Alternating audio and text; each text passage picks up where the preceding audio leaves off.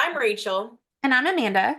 and this is episode 22 of Books and Bingos. This week we're chatting about new books out in September. So, Amanda, we're into the start of the Burr months. We definitely love these. We did our one of our bingo things for this last year.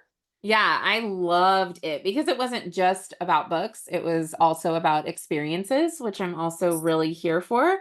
And I think you did more experiences than I did. The fall is the time for the experiences because I mean, if you think about fall activities, there's so much going on, you Yeah, know? it was like hay rides and going to a pumpkin patch, like all these like very like photo perfect moment things that you all think about with fall. Yes. So yeah, that was a fun one to do. Well, and this is always when I think things too start getting better at school for us. Like our lives start calming down, we're starting to get back in the routine. And then by October, you're in full holiday mode. You know, you got October, you got November, you got December, and then you're halfway through the year. So I Right? feel like September is really, you got to make it to September. Thank you for telling me that on August 4th when we're recording this, because I need something to look forward to. You're welcome. All right, Amanda, tell us about your first pick.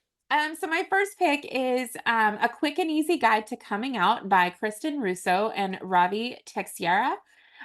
This is a nonfiction book that releases September 24th. And I picked it because I'm a huge fan of this series. If you have read A Quick and Easy Guide to Queer and Trans Identities, or A Quick and Easy Guide to Asexuality, or using they, them pronouns, or consent, these are amazing nonfiction books that are like graphic novels, basically. That do a great job of like breaking that fourth wall because they use like second person where they talk to the reader. And I feel like kids really relate to that.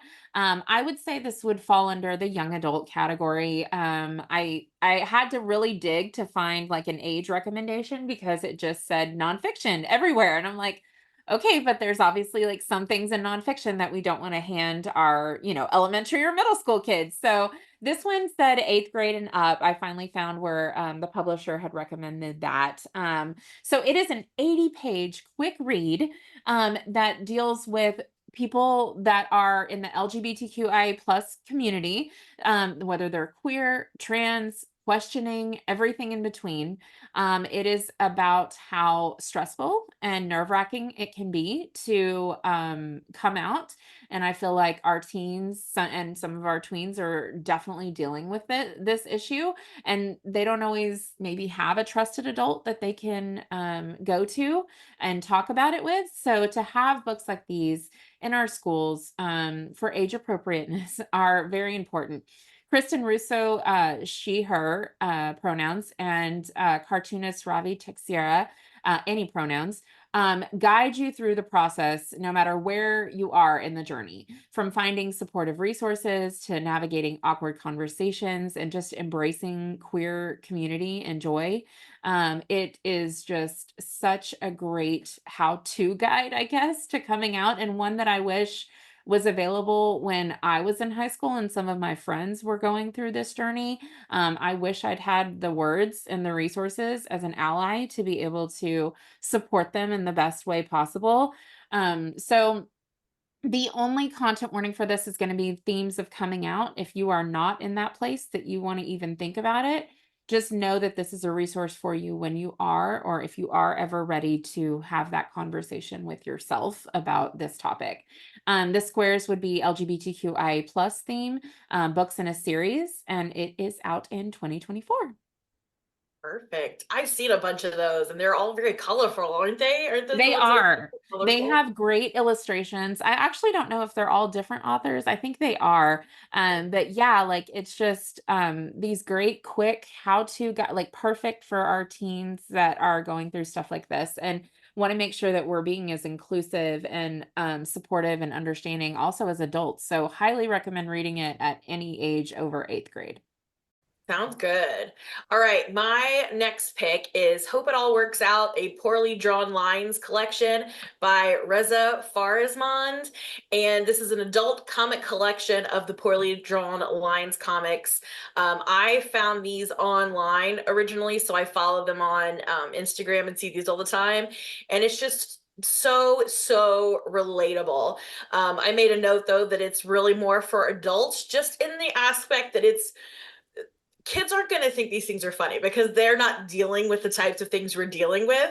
They don't have the stresses we have. But there is language and drug references, and that's more why I said it's like adult content. Like the little bird in there sometimes has a cigarette and different things like that. So definitely not for your young audience. I would say definitely adults. And like I said, this is going to be funnier to adults. And like I said, I found them on Instagram. I love these. I think they're so funny. They always make me laugh, and that's what you really need these days. I was happy to read a whole collection at once, and I saw something about like a Hulu show. I think I missed that when that came out. But yeah, it's very like Sarah Scribbles, but with animals and like a flatter affect. It's not as like bubbly, and they're so funny. So, for example, one that I snapped a picture of to say is a lady that says, "Ma'am, what is it that keeps you going?" And the other lady says, "My desire to crush my enemies and my sense of wonder." It's goofy things like that, a little bit of like sarcastic, pessimistic tone that is very my vibe. And I just think they're hilarious. As I mentioned, there are language and drug references for content warnings, and a sarcastic, pessimistic tone. If you're having any, mental health issues, be aware of that. But yeah, Square would be 2024 release. So it is so funny that this is a book that you chose because Karina, our friend Q the librarian, sent me this meme today that said, "Please don't offer your positive perspective when I'm trying to be a hater." Yeah, Like that is yeah. our brand of humor, like so, like to a T. I definitely think that I would vibe with this. For That sure. And sounds it's not fun. for everyone. Some people Right, that negative kind of humor tone, it doesn't work. If you're not in the right headspace, it doesn't work. So, right. I mean, I'm fully aware of that, but if you are, these are hilarious. I'll have to check those out. That sounds awesome. So my second pick is Monster Tree by Sarah Allen. And this book, actually the author had reached out to me and said, "Hey, I have this book coming out." And it's hard sometimes to do that, to read the books when they need to be read and post them and do all the things. But I said yes, and I said I would read it, and already had it downloaded on NetGalley. And this one comes out September 3rd, so not too long from now. And it is definitely it's spooky vibes. So now we're in the Burr months. We're getting there, okay? Obviously with a title like Monster Tree. Something evil lurks in Linus's neighborhood. Ever since Linus's dad died, he and his mother moved across town for like a fresh start. But he hasn't picked up his charcoal to draw once. His father was an artist. Linus has a gift for art, but he just cannot bring himself to draw again due to his grief. When his new friend Abby and his BFF Spencer team up to find out what's going on with this malevolent tree in his neighbor's yard, Linus must find must decide what he wants to fight for and who he loves most in this world. So while the tree is this huge, giant, ugly thing that has like some magical stuff going on it, like it changes shapes and these spooky, like creepy characters start crawling out of it. And then the neighbor has something like he'll just look up in the middle of the night and he'll see the neighbor just like standing in front of the tree, like just looking at it in the middle of the night, like it's creepy, right? um but while yes, it is a spooky book, it's very tenderhearted, because obviously Linus is going through a lot with the death of his father and picking up his love of art again. I think it brings an equal part of terrifying and yet poignant, because she was able to take a supernatural story that will also like tug at your heartstrings while also giving you chills. If you've ever read A Monster Calls by Patrick Ness or The Night Gardener, you will love this book. The content warnings are hospitalization, grief, parental death, as like the theme. Kidnapping, asthma, car accident, and that car accident is just discussed. Um, Squares would be outdoors because of the tree, out in 2024, and it's set during the summer. Awesome. Yeah, that sounds I like you had me until, heartstrings. Yep, I know. I'm telling That you though. sounds so creepy though, of like the neighbor standing outside just looking at something. Like that gave Yes. me like chills. Yes, it was so, and like reading it too, I'm like, dang, and this is middle grade. I'm like here for it Yeah. because they're always asking in our middle schools, what scary books do you have? And they want like It by Stephen King, and I'm always like, Yes. no, Yeah. friend, like no, we're not getting that. Yeah. So to have these kinds of books coming out that are a little bit higher than Goosebumps, Scarier. you know. Yeah. Yes. It's hard to find that line with that age range. Because a lot of them watch these super scary movies, and Yeah. I'm like, "What?" Like, I don't even wanna watch that as an adult, like, Yeah. So Yeah. it is hard sometimes to find, the range of what some kids want, but also we're not gonna put super terrifying horror for adults in our middle school library, so, you Correct. know. Correct. My second pick, I'm excited to talk about. This is the one I read that the date was wrong, and so I finally get to talk about it now. That is Travels of Terror, Strange and Spooky Spots Across America by Kelly Florence and Meg Hafdahl. This is an adult nonfiction travel guide, and basically another one, because I did The Go to Hell hell. the last Go time. to So this hell. time we're doing Travels of Terror.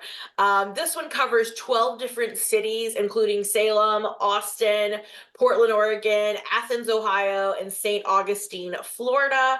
I'm super excited because I actually think I'm going to be going to St. Augustine next summer.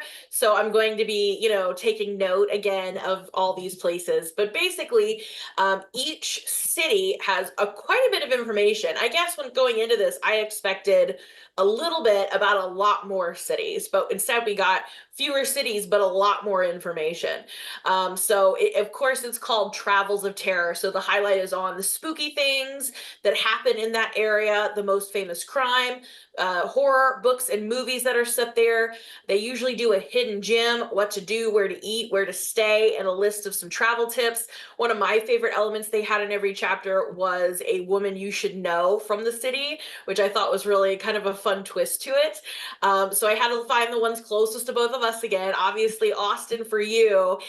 You mentioned last time, I think, Congress Bridge with the Yes. bats. So Yes. I thought that was so interesting that there's just so many bats around you, I guess. So Yeah. that's definitely where you need to go. Right? Uh, you also have Moore's Crossing with some ghosts and a Museum of the Weird. And then obviously nearby you have Texarkana and the San Antonio woman for the Hollering Creek. Interesting. Yeah. Yeah, and that's funny because San Antonio is a little bit closer to me than Austin, and I've never heard of the San Antonio Woman Hollering Creek, but obviously the Congress Bridge bats are huge. People go every year, like hundreds of people are there at sunset every day watching for the bats. So that one's definitely one I've heard of. And then the closest one to me was Athens, Ohio, and the majority of it was about OSU, specifically the Wilson Hall and the Ridge. The Ridge is going to be this kind of like fancy new building that's got like an art gallery and some different things in it. And so they're working on it, but it used to be a lunatic asylum. So Ooh. obviously lots of spookiness. And then one that I really want to visit is not quite in Athens. It's actually in Hocking Hills State Park. It's called the Devil's Bathtub. It's like a natural feature. So I'm definitely going to put that on my list of things to do for next summer. The squares for this one are a 2024 release, a book setting you'd like to visit. I love that. And it's funny because I mean, I personally am not going to sit and probably read like a travel guide like at my house, but when I know I'm going somewhere, or when I get to the place, like I end up going on a tour or going to a museum and like learning and immersing myself in their culture and their history. And then I want to know everything about it, right? So like I just went to Alcatraz Island a few weeks ago, and I just wanted to buy all the books in the gift shop about the island to read about it and learn about it, because for me, I guess being there makes it a little more real and something that I'm more interested that way. Well, not to turn travel guide, but I do highly suggest you get guides, whatever kind of guide you can get your hands on before you go to a location, because you need to like pick out some things to do. So Oh, many yeah. people get to their destination and they're like, well, we don't know what to do in the city now. So I'm a big planner. Definitely get some of these things. I find some of the coolest things in these guides that I would never know about if I just showed up in the city. And those are moments that you miss out on because you don't plan ahead. So I highly suggest picking up a travel guide for anywhere you're about to go to find some really cool things to do there. It's so funny. My best friend and I were having this conversation the other day. Her partner is very much a, we'll figure it out when we get there. And she is such a planner like me and you, that it makes for an interesting when they go on a trip. Because she's like, I have to plan stuff. Like, I'm sorry. Like, that's just, we'll have a day of you wandering and doing all the things. But I agree. I think you miss out on so much when you don't really plan stuff. And some things you need to buy tickets. There's only Yeah. on certain days. Like you have to know that stuff before you go. Well, and you can overplan and then decide not to do them, but you can't Agreed. like underplan and then find all these things. So I always like to have way too much on the agenda and then take off whatever we need to. Absolutely. I'm the same way. And those are our recommendations for the week. If you have questions, suggestions, or comments, reach out on social media at Books and Bingos or email us at booksandbingos@gmail.com. Thanks for listening and join us again next week when we'll be recommending books with Hispanic representation. Happy reading!